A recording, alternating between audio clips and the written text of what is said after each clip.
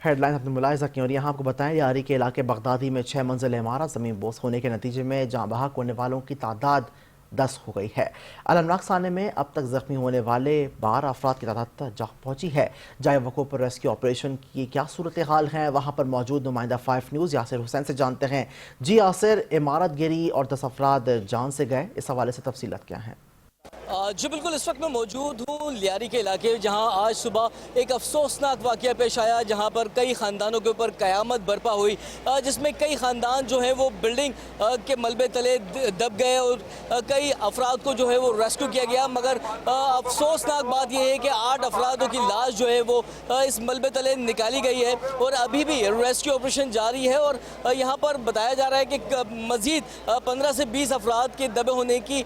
इम्कान मौजूद है। अगर मेरे कैमरामैन बेजाद आपको दिखाएं तो मेरे अकब में अभी भी एक जो रेस्क्यू ऑपरेशन है वो जारी है और एक डेड बॉडी जो है वो नज़र आ रही है, जिसको जो है निकालने की कोशिश की जा रही है। मैं आपको बताता चलूँ, इस जो इमारत का नाम था वो था फरहान मैंशन करके, और ये लियारी बगदादी के इलाके जो आर्ट चौक के करीब ये इमारत इमारत कायम थी और ये तकरीबन कोई 50 से 55 साल पुरानी बोसीदा इमारत थी, जिसके बाद आज जो है वो ये